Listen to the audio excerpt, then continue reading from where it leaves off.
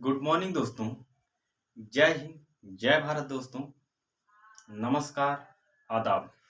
तो दोस्तों, आज जिस टॉपिक के बारे में बात करने वाले हैं वो हमारा क्या है, सिकंदर।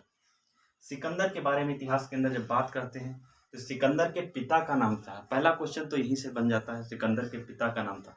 सिकंदर के पिता जो थे उनका नाम था फिलिप, जो मकदूनिया के शासक थे। सिकंदर के पिता जो 362 ईसा पूर्व में मकदूनिया का शासक जो था, जिनके पिता कौन थे, फिलिप। और उन्हीं का बेटा जिसका नाम था क्या, सिकंदर। उन्हीं का बेटा जिसका नाम क्या था, सिकंदर, जो मकदूनिया का शासक होता है। सिकंदर के बारे में बात कर रहे हैं तो क्या होता है, जब 356 ईसा पूर्व में सिकंदर का जन्म होता है। किसका जन्म होता है, 356 ईसा पूर्व में। सिकंदर का जन्म कब होता है, 356 ईसा पूर्व में सिकंदर का जन्म होता है। अब जब बात आगे चल के आती है तो इनके पिता फिलिप द्वितीय, जिनकी मृत्यु हो जाती है 332 ईसा पूर्व में। इनके पिता फिलिप की मृत्यु हो जाती है, ठीक है। और ये जब शासक बनता है 325 ईसा पूर्व के करीब, ये सिकंदर क्या बनता है, शासक बनता है मकदूनिया का। तो वहां से वो निकलता है कहाँ की तरफ, भारत की तरफ, क्योंकि इसका जो पूरा प्लान था, विश्व विजय का प्लान था। तो सिकंदर जब निकलता है तो 326 ईसा पूर्व में भारत विजय का प्लान बनाता है। कौन, सिकंदर। भारत विजय का प्लान बनाता है तो यहाँ इसका युद्ध होता है। पंजाब के राजा जिनका नाम था पुरु, उसका युद्ध होता है, जो झेलम या बितिस्ता नदी के किनारे इसका युद्ध होता है, जिसको हाइपो डिजीज का युद्ध कहते हैं। हाइपो डिजीज का युद्ध इसलिए कहते हैं क्योंकि ये यूनानी भाषा में शब्द है, ठीक है। तो उस नदी को क्या कहा जाता है, झेलम नदी। पंजाब पर इसका क्या होता है, कन्फ्लिक्ट होता है, किसके साथ वो होता है कन्फ्लिक्ट, इसका होता है राजापुर के साथ। और वहां पे इसको क्या मिलती है, इसके बाद वो आगे की तरफ बढ़ता है, ठीक है।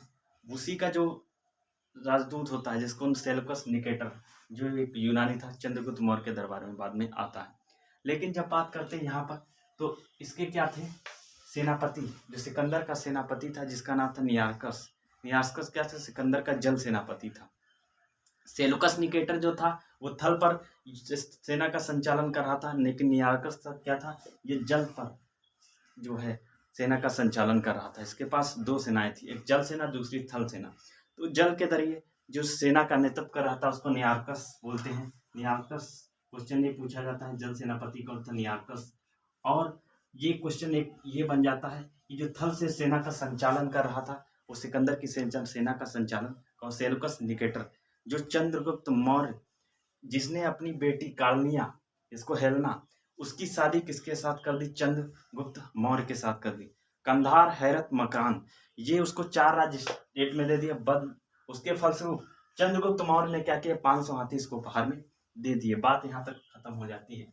लेकिन जब बात करते हैं तो इसकी जो सिकंदर होता है वो 323 ईसा पूर्व के करीब की बात है।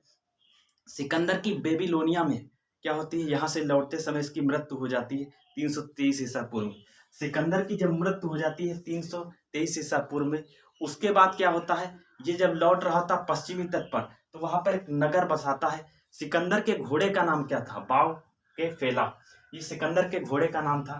तो पूछा जाता है, सिकंदर के घोड़े का नाम था बाव के फेला। और यहाँ पर क्या होता है, एक नगर बसाता है झेलम नदी के किनारे, जिसको बाव के फेला नगर बोलते हैं। तो ये सिकंदर के बारे में इतनी संक्षिप्त तरीके से हमने लेक्चर को डिलीवर किया या वीडियो को समझाने की कोशिश की। इसके बाद अगर आपको किसी टाइप की कोई प्रॉब्लम होती, दिक्कत होती, तो आप कमेंट बॉक्स में बेझिझक कमेंट कर सकते हैं और इस पर क्या कर सकते हैं, अपना व्यू प्रकट कर सकते हैं दोस्तों। तो इसी तरीके से आप अपना सहयोग और प्यार बनाए रखिए और मेहनत करते रहिए और पढ़ाई करते रहिए दोस्तों। जय हिंद, जय भारत, वंदे मातरम।